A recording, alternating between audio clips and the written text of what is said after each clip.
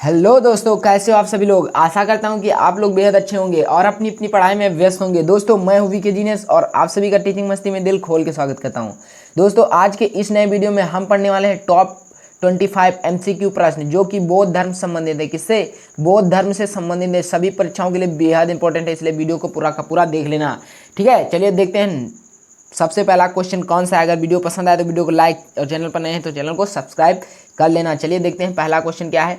गौतम बुद्ध का जन्म कहाँ हुआ था? तो चल जल्दी से जल्दी बताइए कि गौतम बुद्ध का जन्म कहाँ हुआ था। ऑप्शन दिया है बोधगया में, पाटलिपुत्र में, या लुम्बिनी में, या वैशाली में। तो ऑप्शन नंबर सी जो राइट आंसर हो जाएगा कौन सा? लुम्बिनी में हुआ था। ये बात आपको ध्यान में रखनी है, गौतम बुद्ध का जन्म लुम्बिनी में हुआ था। चलिए नेक्स्ट क्वेश्चन देखते हैं कौन सा है। नेक्स्ट क्वेश्चन है, बुद्ध शब्द का तात्पर्य होता है। क्या होता है बुद्ध शब्द का तात्पर्य? एक विजेता होता है, एक परिमोचक होता है, एक ज्ञान संपन्न व्यक्ति होता है, एक भ्रमणकारी होता है। तो कौन सा इसमें सही हो जाएगा? जल्दी से जल्दी बताइए। Option number C is right answer हो जाएगा। बुद्ध शब्द का तात्पर्य होता है एक ज्ञान संपन्न व्यक्ति। चलिए देखते हैं नेक्स्ट क्वेश्चन कौन सा है। सभी के सभी क्वेश्चन बेहद इंपॉर्टेंट, सभी के सभी याद करते चलना है। ठीक है, देखते हैं नेक्स्ट क्वेश्चन है, गौतम बुद्ध की मृत्यु कहाँ हुई थी? आपको बताना है कि गौतम बुद्ध की मृत्यु कहाँ हुई थी। बहुत बार परीक्षाओं में पूछा जा चुका है, ये आप लोग समझते होंगे। कहाँ पर गौतम बुद्ध की मृत्यु हुई थी? ऑप्शन दिया है लुम्बिनी में, श्रावस्ती में, कुशीनगर में, या बोधगया में। तो option number C is right answer हो जाएगा। कहाँ? कुशीनगर में। कहाँ? कुशीनगर में हुई थी। ये बात आपको ध्यान में रखनी है। नेक्स्ट क्वेश्चन देख लेते हैं कौन सा है। जल्दी से जल्दी, ज़्यादा समय बर्बाद नहीं करेंगे। 25 क्वेश्चन है, बहुत आसानी पूर्वक से, बहुत इंपॉर्टेंट प्रश्न है, सभी के सभी याद करते चलना। गौतम बुद्ध के संबंध में सभी सही हैं सिवाय एक के। वो आपको चुनना है कि कौन सा इसमें सही है। सभी के सभी 3 सही है, एक गलत है, ये तो आप समझते ही हैं। तो उनका जन्म लुम्बिनी में हुआ था। ऑप्शन नंबर ए सही हो जाएगा कि उनका जन्म कहाँ हुआ था? लुम्बिनी में हुआ था। ये बात आपको ध्यान में रखनी है। उनकी मृत्यु कुशीनगर में हुई थी, ये भी सही है कि उनकी मृत्यु भैया कहाँ हुई थी? कुशीनगर में हुई थी। उन्हें ज्ञान प्राप्ति बोधगया में हुई थी, ये भी सही है। तो लेकिन उन्हें ज्ञान की प्राप्ति राजगृह में हुई थी, देखिए गलत है, क्योंकि उन्हें तो ज्ञान की प्राप्ति कहाँ हुई थी? बोधगया में हुई थी। कहाँ हुई थी? बोधगया में हुई थी। लेकिन उन्हें ज्ञान की प्राप्ति राजगृह में हुई थी दिया है। तो option number D is right answer गलत हो जाएगा, और यही क्या हो जाएगा? हमारा इस क्वेश्चन का सही आंसर हो जाएगा। तो option number D is right answer. चलिए देखते हैं नेक्स्ट क्वेश्चन कौन सा है। नेक्स्ट क्वेश्चन है कि गौतम बुद्ध कौन सी जगह ब्रह्म ज्ञान प्राप्त हुआ था? गौतम बुद्ध को कौन सी जगह पर ब्रह्म ज्ञान प्राप्त हुआ था? तो ऑप्शन दिया है सारनाथ में, बोधगया में, प्रयाग में, पाटलिपुत्र में। तो option number B is right answer. उन्हें ज्ञान कहाँ प्राप्त हुआ था? बोधगया में प्राप्त हुआ था। ये बात आपको पहले से मैं बता चुका हूँ। चलिए नेक्स्ट क्वेश्चन देख लेते हैं कौन सा है। जातक पवित्र ग्रंथ है क्या है? जातक पवित्र ग्रंथ क्या है? वैष्णव का है, जैनियों का है, या बौद्धों का, या सेवों का है? तो option number C is right answer. किसका है? बौद्धों का है। ये बात आपको ध्यान में रखनी है। चलिए नेक्स्ट क्वेश्चन देख लेते हैं कौन सा है।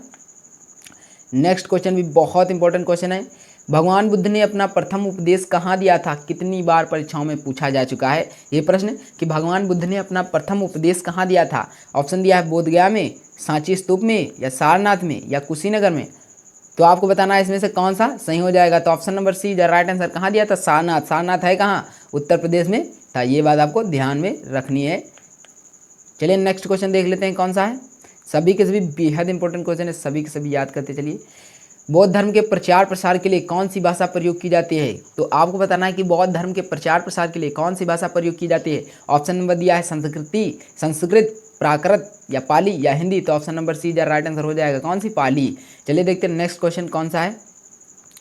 बुद्ध के उपदेशों का संग्रह है किसमें? बुद्ध के उपदेशों का संग्रह है बुद्ध चरित में, सूत पिटक में, अभिधम पिटक में, या विनय पिटक में। तो option number C right answer हो जाएगा किसे? अभिधम पिटक में हो गया। किसमें? अभिधक पिटक में हो गया। चलिए देखते हैं नेक्स्ट क्वेश्चन कौन सा है। सभी के सभी क्वेश्चन बेहद इंपॉर्टेंट, याद करते चलिए। बौद्ध शिक्षा का वर्णन निम्नलिखित में से किसमें है? देखिए बौद्ध शिक्षा का जो वर्णन निम्नलिखित में से किसमें है? त्रिरत्न में, त्रिपिटक में, या शील व्रत में, या अणुव्रत में। बहुत इंपॉर्टेंट क्वेश्चन है। त्रिपिटक में। किसमें? त्रिपिटक में है। क्या है? किसमें वर्णन किया गया है? त्रिपिटक में बौद्ध शिक्षा का वर्णन किया गया है। चलिए नेक्स्ट क्वेश्चन देख लेते हैं कौन सा है। बेहद इंपॉर्टेंट क्वेश्चन, यही बात तो आप लोग जान ही रहे होंगे। निम्नलिखित में से बुद्ध का समकालीन कौन था? आपको बताना है कि बुद्ध के समकालीन कौन था। ऑप्शन दिया है मोजेज, कन्फ्यूशियस, या फिर मोहम्मद, या इनमें से कोई नहीं। तो option number B is right answer, Confucius. कौन? कन्फ्यूशियस था। चलिए देखते हैं नेक्स्ट क्वेश्चन कौन सा है। गौतम बुद्ध द्वारा भिक्षुण संघ की स्थापना कहाँ हुई थी? ये आपको बताना है कि गौतम बुद्ध द्वारा भिक्षुण संघ की स्थापना कहाँ हुई थी। ऑप्शन दिया सारनाथ में, कपिवस्तु में और वैशाली में या गया में। तो कपिवस्तु में। कहाँ? कपिवस्तु में। ऑप्शन नंबर बी इधर राइट आंसर हो जाएगा। चलिए नेक्स्ट क्वेश्चन देख लेते हैं कौन सा है। नेक्स्ट क्वेश्चन है मतलब सांची किसकी कला मूर्ति का निरूपण करती है? तो आपको बताना है कि सांची किसकी कला और मूर्ति का निरूपण करती है। ऑप्शन दिया जैन धर्म का, बौद्ध धर्म का, मुस्लिम या ईसाई। तो option number B is the right answer, क्योंकि हम बौद्ध धर्म पढ़े हैं तो बौद्ध धर्म नहीं, बौद्ध धर्म। सांची किसकी कला मूर्ति का निरूपण करती है? वो बौद्ध धर्म का ही करती है। ठीक है, तो option number B is the right answer हो जाएगा। चलिए नेक्स्ट क्वेश्चन देख लेते हैं कौन सा है। नेक्स्ट क्वेश्चन है बुद्ध के उपदेशों का संबंध क्या है? कि बुद्ध के उपदेशों का संबंध, उपदेशों का मुख्य संबंध था, बुद्ध के उपदेशों का मुख्य संबंध क्या था ये आपको बताना है। तो विचारों और चरित्र की शुद्धता, भक्तिवाद, कर्मकांडों के व्यवहार, एक ही भगवान पर विश्वास। तो कौन सा ऑप्शन नंबर ए या राइट आंसर हो जाएगा? विचारों और चरित्र की शुद्धता किसका? बुद्ध के उपदेशों का मुख्य संबंध था। चलिए देख लेते हैं नेक्स्ट क्वेश्चन कौन सा है। कपिल वस्तु संबंधित है, कपिल वस्तु किससे संबंधित है? कपिल वस्तु किससे संबंधित है? महात्मा गांधी से संबंधित है, महावीर स्वामी से संबंधित है, भगवान कृष्ण से संबंधित है, बुद्ध से संबंधित। तो ऑप्शन नंबर डी इधर राइट आंसर हो जाएगा। किससे संबंधित है कपिल वस्तु? कपिल वस्तु में क्या हुआ था? भगवान बुद्ध का जन्म हुआ था। कब हुआ था? 563 ईसा पूर्व में हुआ था। ठीक है, 563 कब हुआ था? 563 ईसा पूर्व में इनका जन्म हुआ था। ये बात आपको ध्यान में रखना है। ईस्वी की बात नहीं कर रहे हैं, ईसा की बात कर रहे हैं। ठीक है, चलिए नेक्स्ट क्वेश्चन देखते हैं कौन सा है। चतुर्थ बौद्ध सम्मेलन किसके शासनकाल में हुआ था? चतुर्थ बौद्ध सम्मेलन किसके शासनकाल में हुआ था? ऑप्शन दिया अशोक के, कनिष्क के, चंद्रगुप्त, विक्रमादित्य के। तो ऑप्शन नंबर बी इधर राइट आंसर हो जाएगा। चतुर्थ बौद्ध सम्मेलन किसके? कनिष्क के हुआ था, कनिष्क के शासनकाल में हुआ था। ये बात आपको ध्यान में रखनी है। चलिए देखते हैं नेक्स्ट।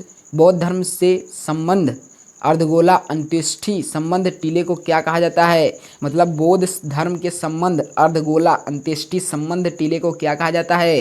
तो ऑप्शन दिया स्तूप कहा जाता है, तोरण कहा जाता है, विहार कहा जाता है, दुखंग कहा जाता है। ऑप्शन नंबर ए या राइट आंसर क्या हो जाएगा? स्तूप कहा जाता है। क्या कहा जाता है? स्तूप कहा जाता है। ये बात आपको ध्यान में रखनी है, क्वेश्चन बेहद इंपॉर्टेंट है। चलिए देखते हैं नेक्स्ट क्वेश्चन कौन सा है।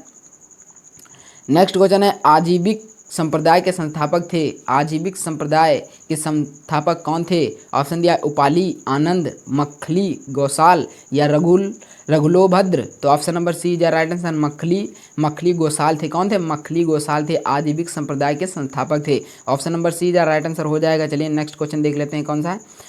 नेक्स्ट क्वेश्चन है बुद्ध ने निम्नलिखित में से किस स्थान पर महापरिनिर्वाण मृत्यु प्राप्त किया था? महापरिनिर्वाण बौद्ध धर्म में मृत्यु को कहा जाता है। ऑप्शन है कुशीनारा में या कुशीनगर में, कपिलवस्तु में या पावा में या कुंड ग्राम में। तो ऑप्शन नंबर ए या राइट आंसर हो जाएगा। क्या हो जाएगा? कुशीनगर में।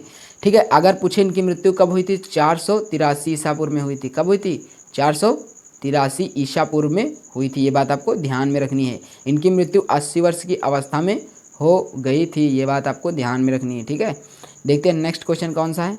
किस शासक ने बौद्धों के लिए विख्यात विक्रमशिला विश्वविद्यालय की स्थापना की थी?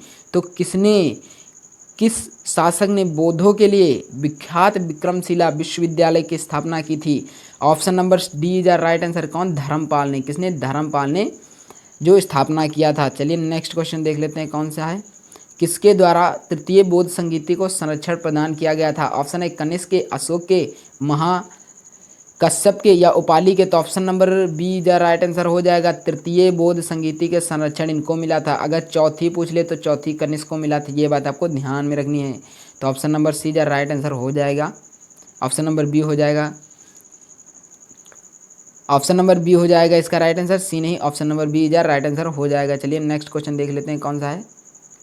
नेक्स्ट क्वेश्चन है बौद्ध ग्रंथ पिटकों की रचना निम्नलिखित में से किस भाषा में की गई थी? पिटको मैंने बताया ये 3 उपदेश हैं किसके? बुद्ध के। ठीक है, ठीक। तो कौन सा? संस्कृत में हुआ था, मगधी में हुआ था, पाली में हुआ, प्राकृत में हुआ। तो option number C is right answer हो जाएगा। किसमें? पाली। ये बात आपको ध्यान में रखनी। बौद्ध ग्रंथ, जब बौद्ध की बात आए और भाषा की बात आए तो पाली ही लगाना, क्योंकि पाली ही इनके प्रचार प्रसार की भाषा है। ठीक है, चलिए नेक्स्ट क्वेश्चन देख लेते हैं कौन सा है।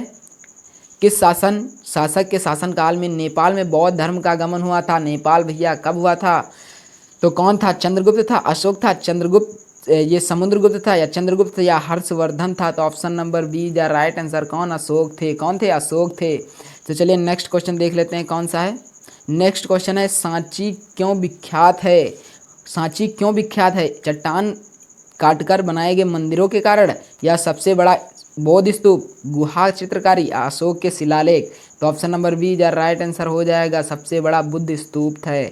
ठीक है, नेक्स्ट क्वेश्चन देख लेते हैं कौन सा है। नेक्स्ट क्वेश्चन है और लास्ट क्वेश्चन है, याद करते चलना सभी। बौद्ध धम्म और संघ मिलकर कहलाते हैं, क्या कहलाते हैं? तीनों जब एक साथ मिल जाते हैं तो क्या कहलाते हैं? ऑप्शन दिया, त्रिरत्न कहलाते हैं, त्रिवर्ग कहलाते हैं, त्रिसर कहलाते हैं, त्रिमूर्ति कहलाते हैं। तो option number A is right answer, क्या? त्रिरत्न कहलाते हैं। तो बुद्ध धम्म और संघ मिलकर क्या कहलाते हैं? त्रिरत्न कहलाते हैं। ये आपको ध्यान में रखना है। तो दोस्तों वीडियो कैसा लगा?